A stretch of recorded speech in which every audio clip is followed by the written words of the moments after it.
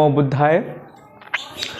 मेरा नाम बंते संगप्रिय और आज हम लोग जानेंगे कि भगवान बुद्ध के सिद्धांत और बौद्ध धर्म के सिद्धांत।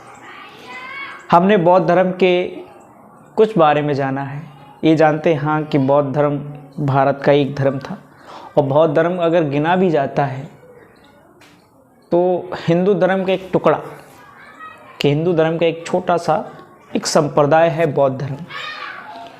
हिंदू धर्म के लोग भी इसको अभी मानते हैं कि हिंदू धर्म बौद्ध धर्म का अभिन्न अंग है, लेकिन ऐसा कुछ नहीं है। बौद्ध धर्म इससे थोड़ा भिन्न है, अलग है। इसके सिद्धांत अलग हैं, इसके नियम अलग हैं, इसके कानून अलग हैं, इनका पहनावा अलग है, इनके विचार अलग हैं, इनका जीवन अलग है। इन सभी लोगों, सभी धर्मों से इसका थोड़ा भिन्न है। बौद्ध धर्म का सिद्धांत विज्ञानवाद पर है, तर्कवाद पर है, सत्य और यथार्थवादी है। इसमें कोई भी किसी प्रकार से असत्य को और अंधविश्वास को बिल्कुल स्वीकार नहीं किया गया। भगवान बुद्ध ने जो सिद्धांत दिए हैं वो सत्य है। जो भगवान बुद्ध ने जो सिद्धांत दिया है, 4 आर्य सत्य और अष्टांगिक मार्ग का जो सिद्धांत दिया है, ये सिद्धांत बहुत ही प्राकृतिक और एक कह सकते हैं कि सारे दुखों से मुक्त होने का मार्ग है। सिद्धार्थ गौतम ने ही एक संसार में इकलौते एक ऐसे महापुरुष थे जिन्होंने दुख की खोज की, दुख का मार्ग खोज निकाला, जिन्होंने दुख से मुक्त होने का मार्ग खोज निकाला। उन्होंने कहा है कि दुख है, दुख का कारण है, दुख का निवारण है और दुख का निवारण का मार्ग है। दुख का निवारण का मार्ग है और वो आर्य अष्टांगिक मार्ग है। आर्य अष्टांगिक मार्ग सम्यक दृष्टि, सम्यक कर्मांत, सम्यक आजीविका, सम्यक व्यायाम, सम्यक सती, सम्मा समाधि, और ये 8 प्रकार के अभिन्न अंग हैं जो सारे दुखों से मुक्त कराते हैं। भगवान बुद्ध का जो सिद्धांत है वो विज्ञानवाद पर है। भगवान बुद्ध वर्तमान में रहने की शिक्षा देते हैं कि भगवान बुद्ध की जो शिक्षा है वो जीवंत जागरूक होने की शिक्षा है। अगर हम अपने जीवन में जागरूक नहीं हैं, जागरूकता नहीं है, तत्क्षण हमें अपनी पल की जानकारी नहीं, तो हम अपना एक अमूल्य जीवन हम खो देते हैं। भूत और भविष्य से, इन दोनों से थोड़ा सा अलग हटाते हैं बुद्ध की शिक्षा, वर्तमान में स्थापित करते हैं, क्योंकि वर्तमान में ही सब कुछ रखा है, वर्तमान ही समुच्चय जीने की कला है। तो भगवान बुद्ध का जो सिद्धांत है वो यथार्थ विज्ञानवादी है। यथार्थ विज्ञानवादी ये कि इसमें किसी प्रकार से अंधविश्वास का नामो निशान नहीं है। भगवान बुद्ध इस बात को कहते हैं कि किसी धर्म को इसलिए मत मानो कि ये परंपरागत उसको लोग मानते चले आ रहे हैं, उसको लोग परंपरागत से उसका अनुसरण करते चले आ रहे हैं, सदियों से पुराने पूर्वजों से उसको मानते चले आ रहे हैं। उस धर्म को मत मानो, उसके यथार्थ, उसकी सच्चाई जानो कि हम जिस परंपराओं को ढोते चले आ रहे हैं, क्या उसमें कोई सत्य है, कोई अच्छी बात है, और अच्छी बात है तो उसका अनुसरण करें, और बेमतलब कि वे वजह अपने परंपरा अनुसार उसको ढोते चले आ रहे, चलते चले आ रहे, उसको मनाते चले आ रहे हैं। भारत में ऐसी बहुत सारी परंपराएं हैं जो इतनी विचित्र, इतनी गंदी परंपराएं हैं। वो सने सने ये भारत थोड़ा विकास किया और विकास करने के उपरांत अब थोड़ा थोड़ा उन परंपराओं को, रूढ़ियावादी परंपराओं को थोड़ा सा मुक्त हुआ, लेकिन अभी भी बहुत बड़ा समुच्चय ऐसे अंधविश्वास के चपेट में बना हुआ है। धर्म के इन ठेकेदारों ने उनको जबरन ऐसे अंधविश्वास के कोठे में बांध रखा है, जिससे निकलना बहुत दुर्लभ है। अंधभक्त और अंधश्रद्धा ये नशे से भी ज़्यादा गंभीर, ड्रग से भी ज़्यादा गंभीर नशे होते हैं। जो व्यक्ति अंधविश्वासी होगा, अंधभक्त होगा, वो समझो इतना भयंकर ड्रग्स लेता है, उसका संसार में कोई इलाज नहीं, कोई इलाज नहीं।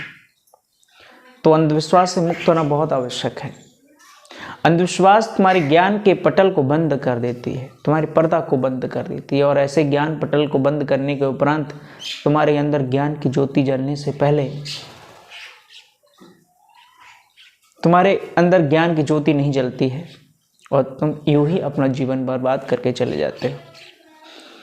बहुत ऐसी परंपराएं हैं, ऐसी परंपराएं जैसे बहुत सारे लोग पहले पूर्वजों में बलि चढ़ाते आते थे ब्रह्म के नाम से, कि हम बलि चढ़ाएंगे तो हमारे देवता ब्रह्म प्रसन्न हो जाएंगे। ऐसे बहुत सारी बलि आज भी परंपरागत से चला रहे हैं, कितने जीवों को मारते हैं, लेकिन इसमें कोई यथार्थ नहीं है, इसमें कोई सच्चाई नहीं है, इसमें कोई पुण्य बल नहीं है। किसी जीव की हत्या करने से तुम्हें पुण्य बल मिलता है, तुम्हें आनंद मिलता है, ऐसा पुण्य कर्म कोई धर्म नहीं सिखाता।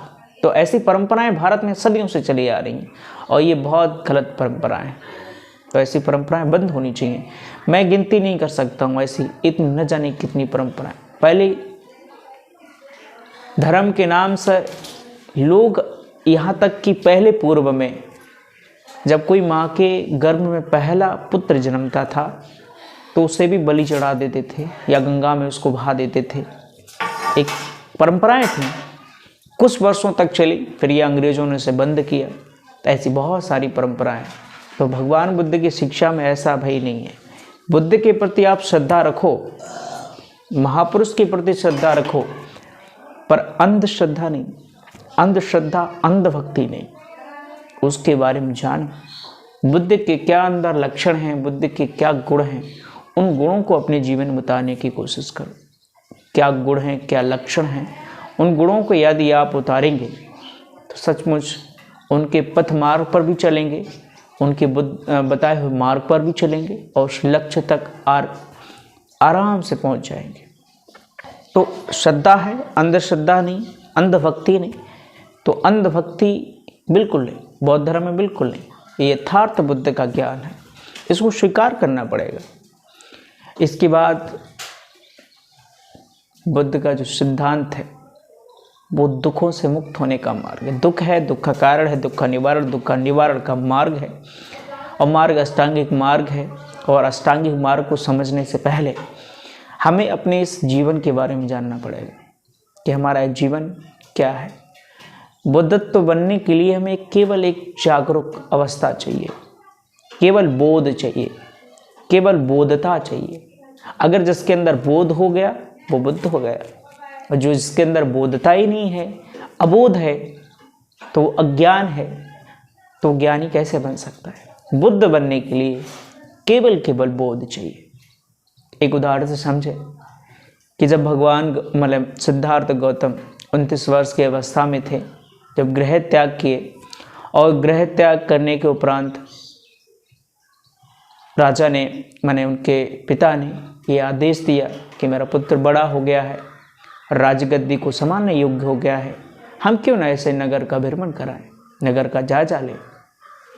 तो यमराज अपने सारथी चंदक के साथ या कंधक के साथ नहीं, चन्ना के साथ गए, नगर का भ्रमण किया। तो नगर का जब भ्रमण किया तो भ्रमण करते समय उन्होंने 4 निमित्त देखे, 4 दृश्य देखे। पहला, एक रोगी व्यक्ति को देखा, रोग से ग्रसित, बहुत रोगी अवस्था। तो चन्ना से सिद्धार्थ पूछते हैं कि चन्ना ये कैसा व्यक्ति है, ये क्यों तड़प रहा है, क्यों व्याकुल है। तो चन्ना कहते हैं यमराज ये रोगी है, अपने रोग के कारण से, अपनी पीड़ा से तड़प रहा है, व्याकुल है। तो चन्ना कहता है कि यमराज ऐसा रोग आपको भी एक बार सताएगा। जीवन में हर व्यक्ति को रोग ना एक बार आता ही है। आगे जाते हैं तो एक बूढ़ा व्यक्ति मिलता है, एक बूढ़े व्यक्ति को देखते हैं। और जब ये बूढ़े व्यक्ति को देखते हैं तो सिद्धार्थ गौतम कहते हैं चना ये कैसा। तो चना कहता है यमराज ये अपने वृद्ध अवस्था में है, और वृद्ध अवस्था में इसका शरीर, इसकी इंद्रियां काम नहीं करती हैं, ये केवल अभी मरण अवस्था तक है।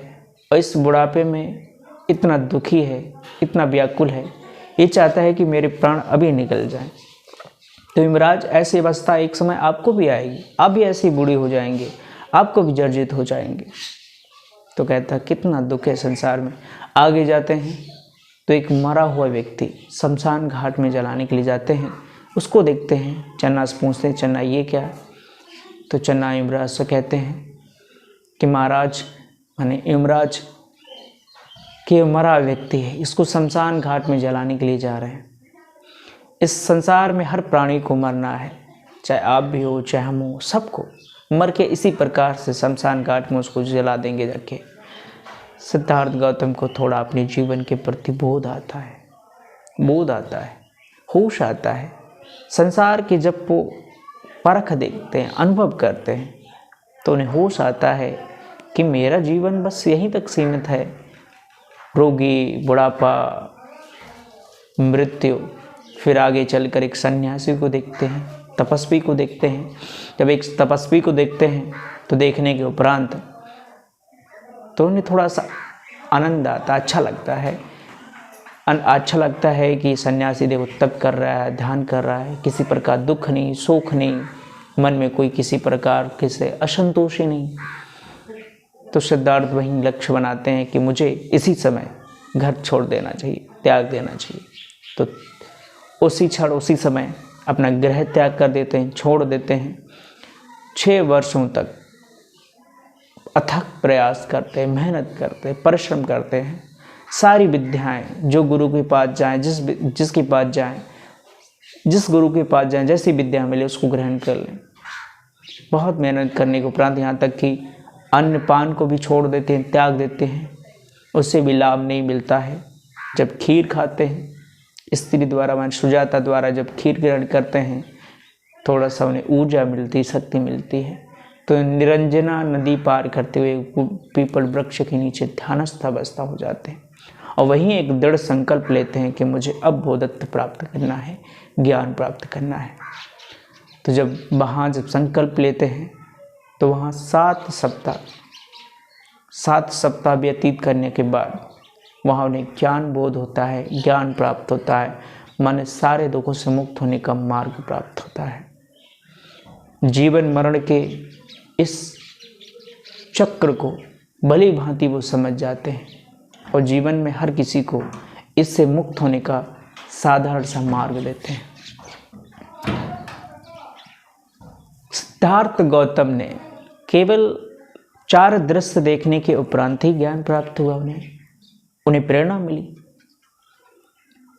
मिली 4 दृश्य देखने के बाद। केवल बोधि चाहिए, जागृत अवस्था ही चाहिए। हम मनुष्य ने भी न जाने कितने बूढ़े, रोगी व्यक्ति, मरे हुए व्यक्ति को शमशान घाट में जलाते हुए न जाने कितना देखा होगा। क्या कोई बुद्ध बनते हैं? नहीं बनते। जागृत, तत्क्षण जागृत अवस्था उसके लिए चाहिए। इसके बाद सिद्धार्थ गौतम की स्वयं आयु 29 वर्ष की थी। 29 वर्ष बहुत बड़ी अवस्था होती है। 29 वर्ष की अवस्था में उन्हें संसार का ज्ञान बोध अच्छे से हो जाता है कि संसार क्या है। बहुत मैच्योर अवस्था होती है। और स्वयं उनके पिता सिद्धार्थ गौतम के पिता, उनकी आयु भी बहुत थी। उनके बाल भी पके होंगे। राजमहल में कोई बूढ़े या और रोगी जरूर होंगे, देखा होगा। लेकिन वो उस समय उनको बोध ज्ञान ही था, उनको तथ्य उन्हें बोध ज्ञान था। यूँ ऐसा समझ सकते हैं कि एक समय आइंस्टाइन नाम का वैज्ञानिक अपने खेत में एक एप्पल माने सेब के बगीचे में बैठ गया। दोपहर के टाइम पे बैठ गया तो अचानक उसके सामने एक फल गिरा। जब उसे फल गिरा तो आइंस्टाइन थोड़ा चिंतित होने लगे कि फल गिरा, चिंतन करने लगे। चिंतन करते उन्हें बहुत बड़ी खोज मिली। माने उसी फल गिरने से उन्हें ग्रेविटी की परख हुई, ग्रेविटी की खोज निकाली और एक बहुत बड़े वैज्ञानिक बने। क्या इससे पहले उस व्यक्ति ने या अन्य ने क्या फल गिरते हुए देखा नहीं था? देखा होगा, लेकिन वो जागृत अवस्था थी। तो उस क्षण केवल एक जागृति थी और जागृत बोधता ये आपको भी परखनी पड़ेगी। वो ऊर्जा, वो शक्ति हर व्यक्ति के अंदर होती है। महाज्ञानी बनने के लिए, बुद्ध बनने के लिए, वैज्ञानिक बनने के लिए सारी ऊर्जा आपके अंदर है, लेकिन वो ऊर्जा किधर जा रही है, किधर आप व्यक्त कर रहे हैं, वो आपके ऊपर निर्भर करता है। ऐसे बहुत सारे उदाहरण हैं। जेम्स वाट आपने नाम सुना होगा, जिसने रेलगाड़ी का इंजन निर्माण किया था। जेम्स वाट एक समय किसी केतली में कुछ पानी उबाल रहे हों या कुछ खाना पका रहे हों, उसकी भाप से केतली का ऊपर उठी, तो जेम्स वाट उसको बहुत बारीकी से देखने लगे। जब बहुत बारीकी से जब देखने लगे तो चिंतित करने लगे कि भाप में इतनी ताकत होती है, पावर होती है। तो भाप से ऊर्जा का आभास हुआ। जब भाप से ऊर्जा का आभास हुआ तो जेम्स वाट ने एक विशाल रेलगाड़ी का इंजन निर्माण किया। क्या इससे पहले किसी व्यक्ति ने भाप में उबलते उठते हुए भाप की ऊर्जा को मापते हुए देखा नहीं होगा? हम सब ने देखा है। क्या कोई वैज्ञानिक बनता है? कोई ऐसा चमत्कार करता है? नहीं, केवल एक जागृत बुद्ध। यही घटना बुद्ध के साथ हुई, यही सिद्धार्थ गौतम के साथ हुई, तब वो जाके बुद्ध बने। नमो बुद्धाय।